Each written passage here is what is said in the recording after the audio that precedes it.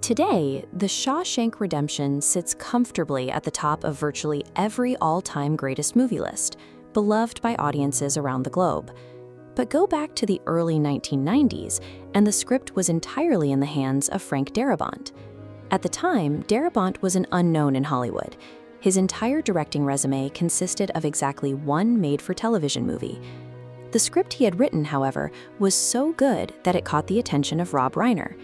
Reiner was already an established Hollywood powerhouse, having successfully adapted 2 Stephen King stories before, and he desperately wanted to sit in the director's chair for this one. To get Darabont out of the way, Reiner offered him a mountain of cash, $3 million to step aside. To sweeten the pot, his production company promised to fully finance any other film of Darabont's choosing. Darabont said no. He walked away from the money and the guaranteed studio backing because he insisted on directing the film himself. By refusing that deal, Darabont put his entire career and financial future on the line. He chose to protect his specific creative vision for the script, taking a massive gamble that nearly stopped the movie from ever being made. Darabont originally secured the rights to the story through Stephen King's Dollar Baby program. This was a unique arrangement where King offered aspiring filmmakers the rights to adapt his short stories for a single dollar. King had actually seen and liked Darabont's earlier short film adaptation. Because of that established trust, he sold the rights to the Shawshank novella for a mere $1,000. King never even cashed the check, choosing instead to frame it and give it back to Darabont as a gift. But goodwill from an author doesn't automatically translate to a smooth Hollywood production. The studio's top choice for the headliner role of Andy Dufresne was Tom Cruise, and Darabont's lack of experience immediately caused friction. Cruise was genuinely interested in the script. However, he flat out refused to commit to a feature film helmed by a completely untested rookie director. Once Cruise walked away, a rapid-fire succession of A-list actors followed suit. The role went out to Tom Hanks, Kevin Costner, and Nicolas Cage. Every single one of them passed before the part finally landed on Tim Robbins. By planting his feet and demanding the director's chair, Darabont lost out on the biggest box office draws of the era. He was now forced to move forward on a major production without the safety net of a highly bankable movie star. And the casting hurdles didn't stop there. In Stephen King's original novella, the character of Red was explicitly written as an older, red-haired Irishman.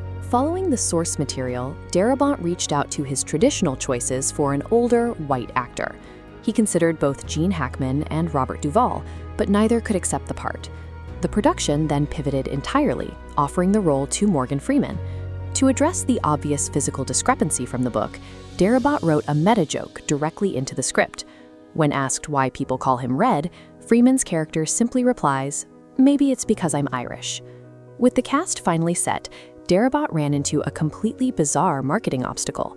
Stephen King's original title for the story was Rita Hayworth and the Shawshank Redemption. Because of that title, Darabont's office was flooded with resumes and headshots from confused agents and supermodels trying to break into acting. They falsely believed the film was going to be a straightforward Hollywood biopic about the 1940s glamour star. To stop the confusion, Darabont literally chopped the title in half. It proved that getting the movie made required him to constantly protect its true identity from Hollywood's superficial assumptions. When the film finally hit theaters in late 1994, it met a brutal financial reality.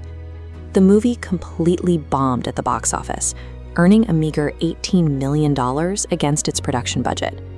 The studio tried to salvage the release a few months later. After the film landed 7 Academy Award nominations, they put it back in theaters, but that re-release only generated a tiny bump in ticket sales. By every traditional Hollywood metric, Darabont's $3 million bet on himself had definitively failed. He had sacrificed a fortune and guaranteed studio backing only to deliver a critically acclaimed flop. The turning point finally arrived in 1995. Warner Brothers took a blind risk on the failing movie by manufacturing and shipping 320,000 VHS copies to rental stores nationwide. This chart shows exactly how that risk paid off. Compare the meager $18 million theatrical gross on the left to the towering $80 million it generated on home video.